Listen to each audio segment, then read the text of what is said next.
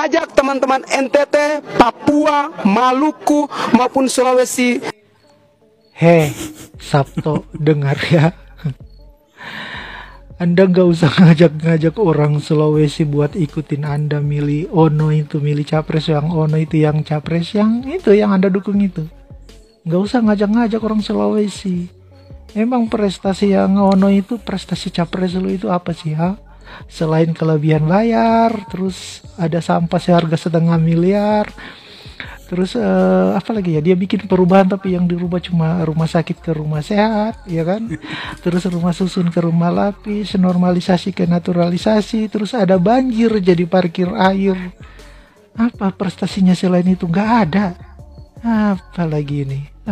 Udah, kalau lu mau dukung aja, nggak usah ngajak-ngajak. Kami masih waras, ingat, kami masih waras. Atau apapun, kalau saya sudah masuk di timnya Pak Anies, kenapa Anda tidak bergabung? Atau apapun, kalau saya sudah bergabung di timnya Pak Anies, kenapa Anda tidak bergabung? Izin Stitch Fritz Alorboy. Dari kata-katanya ini nih, dia macam yakin sekali, dia macam pede sekali bahwa warga NTT itu akan 100% mau pilih dia punya junjungan. Fritz, memangnya kau ada pengaruh apa di NTT sana? Kau macam pede sekali tuh.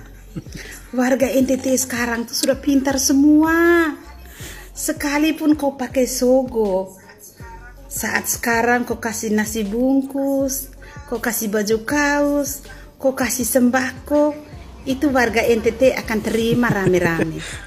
Tapi kalau di saat memilih, itu mereka akan pilih sesuai pilihan mereka. Belum tentu mereka mau ikut kau. Ya, betul. Jadi kalau mau bernarasi ganteng, tidak usah terlalu yakin diri itu macam pede amat bahwa warga NTT sana akan 100% mau dukung kau tuh. Kesian kau ketika satu saat kau berjunjungan itu tidak terpilih itu. Oke Fritz Alorboy, maju terus, sukses selalu. Salam. Ya, salam apa ya, saya lupa. Kamu tinggal mengerti, namanya juga salam demokrasi. Salam demokrasi. Dan mari kita ngopi dulu. Oke? Biar sehat. Biar segar maksudnya. Apapun, kalau saya sudah masuk di timnya Pak Anies, kenapa Anda tidak bergabung?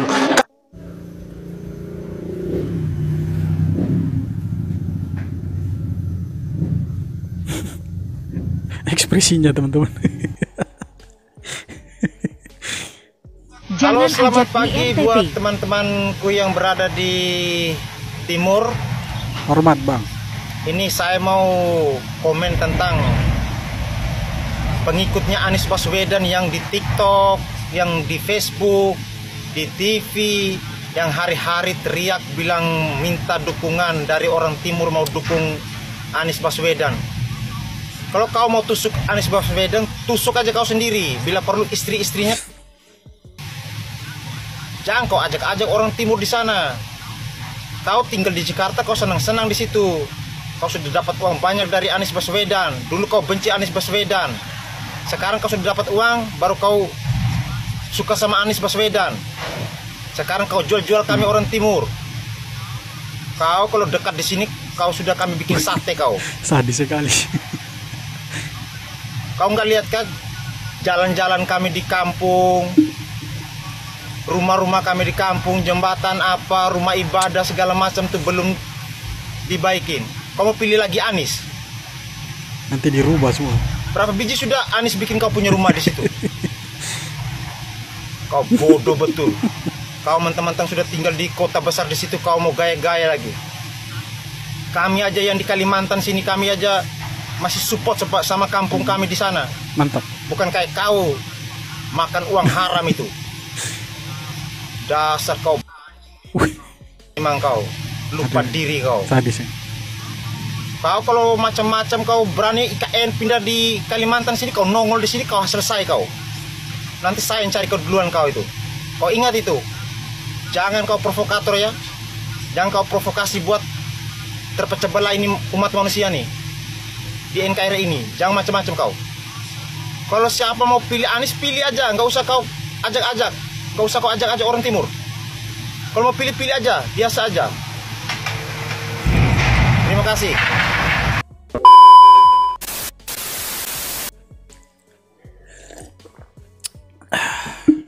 Halo teman-teman, saudara semua, balik lagi sama saya Vicky Rido. Jadi di video kali ini saya mau komentari sedikit ya teman-teman, soal seorang relawan Anies Baswedan dari NTT teman-teman. Jadi Abang Fritz Alorboy ini, dia itu dari NTT teman-teman, dari Pulau Alor, salah satu pulau atau kabupaten yang ada di NTT. Fritz Alorboy ini selalu mengajak masyarakat ya, khususnya orang-orang NTT untuk memilih Pak Anies Baswedan gitu. Kalau kita melihat dari video-video yang sudah saya tunjukkan buat teman-teman, Fritz ini selalu mengatakan bahwa kalau saya sudah masuk di timnya Anies Baswedan, kenapa yang lain belum begitu. Jadi menurut saya Fritz Alorboy ini sangat percaya diri sekali begitu kalau masyarakat NTT ini akan mendukung atau memilih Pak Anies Baswedan. Tidak semudah itu Ferguson. Orang NTT ini sudah cerdas-cerdas. Orang NTT ini menurut saya sudah melek politik lah ya. Sebagian besar masyarakat NTT ini paham politik begitu. Ya walaupun tidak paham-paham amat begitu. Walaupun Abang Fritz ini tinggal di Jakarta dekat dengan Pak Anies, dan kami yang notabene masih tinggal di NTT ini bukan berarti kami tidak tahu apa yang terjadi di Jakarta. Karena sekarang ini masyarakat itu mudah sekali mengakses informasi dari luar NTT. Karena sekarang sudah zaman canggih, ada smartphone. Masyarakat itu bisa mengakses informasi melalui media ini teman-teman, melalui smartphone ini. Nah kemarin saya sempat menonton salah satu video dari channel YouTube Siwago Channel ya. Salah satu YouTuber asal NTT juga. Di situ ada perdebatan antara Bang Siwa dengan Fritz Alorboy. Nah, perdebatan ini terjadi karena ada salah satu video dari Bang Siwa itu yang menanggapi video dari si Fritz Alorboy ini. Nah, video itu si Fritz Alorboy ini mengatakan bahwa Pak Anies Baswedan itu punya jasa untuk NTT ya, melalui kerjasama atau MOU perdagangan sapi begitu. Jadi masyarakat NTT itu piara sapi nanti dibeli sama Pemprov DKI Jakarta begitu. Nah itu ditanggapi oleh Bang Siwa. Nah menurut data yang ada di internet ya, informasi yang ada di internet itu beredar luas teman-teman, bahwa Pak Anies Baswedan tidak pernah bekerja sama dengan NTT, dengan Pemprov NTT. Kalau melanjutkan program, iya, tetapi yang merintis program MOU sapi di NTT ini bukan Pak Anies. Itu Pak Jokowi ketika memimpin DKI Jakarta kala itu. Nah tahunnya itu 2014 teman-teman. Teman-teman bisa searching saja di internet begitu ya, kerjasama antara Pemprov DKI Jakarta dengan Pemprov NTT. Nah kapan Anies Baswedan itu menjadi gubernur DKI Jakarta? Anies Baswedan menjadi gubernur DKI Jakarta itu baru di tahun 2017. Artinya ada kesenjangan waktu yang cukup panjang sekali teman-teman. Dari 2014 sampai 2017 sekitar 4 tahun atau 3 tahun teman-teman. Itu Anies Baswedan belum menjadi gubernur sama sekali begitu. Kemudian Fritz juga mengatakan atau menanyakan apa yang sudah Pak Ganjar buat untuk NTT gitu. Pak Ganjar itu punya kontribusi yang luar biasa loh untuk masyarakat NTT. Kita ingat ketika badai Seroja itu melanda provinsi NTT waktu itu, Ganjar Pranowo itu kalau boleh dibilang orang pertama yang mengirimkan bantuan ya, baik itu bantuan uang ya maupun bantuan berupa sembako bahan logistik. Tim relawan itu dikirim sama Pak Ganjar Pranowo waktu itu. Tidak hanya itu, ketika Pak Ganjar Pranowo ini masih menjadi gubernur ya, di periode pertama waktu itu, Pak Ganjar Pranowo juga melakukan kerjasama dengan Pemprov DKI Jakarta. Artinya ada relasi atau ada sinergi antara Pemprov Jawa Tengah dengan Pemprov NTT di bidang perikanan teman-teman. Nah teman-teman bisa cari datanya di internet, itu banyak sekali teman-teman. Nah Jadi menurut saya apa yang disampaikan oleh Fritz Alorboy bahwa Anies ini punya jasa untuk orang NTT, jadi masyarakat NTT harus mendukung Pak Anies Baswedan, menurut saya itu salah satu omong kosong, teman-teman. Menurut saya itu tidak benar, teman-teman. Menurut saya itu sangat keliru. Karena kalau kita melihat data yang valid, maka program perjanjian kerjasama atau MOU perdagangan sapi antara Pemprov DKI Jakarta dengan Pemprov NTT itu terjadi di tahun 2014. Dan siapa gubernurnya? Insinyur Haji Joko Widodo, yang masih menjabat sebagai gubernur DKI Jakarta waktu itu, dengan Pak Frans Leburaya sebagai gubernur NTT di tahun 2014. Itu datanya ada begitu, beritanya ada begitu. Nah, kalau Fritz mengklaim bahwa itu adalah programnya Pak Anies, tolong tunjukkan di mana datanya begitu. Harus ditunjukkan kepada masyarakat NTT begitu, supaya masyarakat NTT itu percaya bahwa ini Anies yang rintis begitu. Program kerjasama MOU antara Pemprov DKI Jakarta dengan Pemprov NTT itu ya memang Anies yang rintis begitu. Harus kasih tunjuk data yang lengkap begitu. Sumber beritanya harus jelas begitu. Jangan sampai nanti masyarakat itu menganggap bahwa relawan Anies Baswedan ini hanya mengklaim program orang lain begitu. Kemudian mengatakan bahwa ini adalah program Anies Baswedan. Bagaimana orang mau memilih Anies Baswedan sedangkan data yang disampaikan saja tidak benar, kan begitu. Jadi kalau mau mengklaim, ya sebenarnya tidak ada masalah dalam soal klaim mengklaim, tetapi harus berdasarkan data yang valid begitu. Harus berdasarkan ya data-data atau sumber berita yang jelas supaya bisa dipercaya oleh masyarakat NTT. Nah, seperti yang saya bilang tadi, masyarakat NTT ini sudah cerdas, sudah pintar. Mereka itu tidak akan sembarangan untuk memilih calon pemimpin begitu, apalagi sekelas presiden. Masyarakat NTT ini sudah cerdas begitu. Mereka tidak mungkin akan memilih orang yang hanya jago berkata-kata, tapi tidak bisa bekerja begitu. Oke lah, kalian bilang bahwa ya Pak Anies Baswedan ini memberikan IMB kepada sekian puluh rumah bangunan di DKI Jakarta. Menurut saya pribadi ya, saya masyarakat NTT juga kan begitu. Menurut saya pribadi, memilih seorang calon pemimpin untuk Indonesia tidak hanya sebatas dia itu memberikan IMB kepada bangunan-bangunan ibadah di DKI Jakarta. Sebenarnya kalau kita mau fair, kita mau lihat kembali ke belakang juga, harusnya kita cari tahu kenapa sih di era Ahok sama Presiden Jokowi waktu memimpin sebagai gubernur itu tidak diberikan izin membangun bangunan itu. Apa alasannya? Sebenarnya harus dicari juga begitu, supaya bisa menjadi data pembanding ya. Kalau mau mengklaim, kalau mau menyampaikan bahwa Pak Anies Baswedan itu punya program memberikan IMB kepada warga non-muslim begitu. Kita melihat kembali ke belakang juga, apa sih penyebabnya kenapa Ahok sama Gubernur Jokowi waktu itu tidak memberikan izin membangun bangunan ini begitu.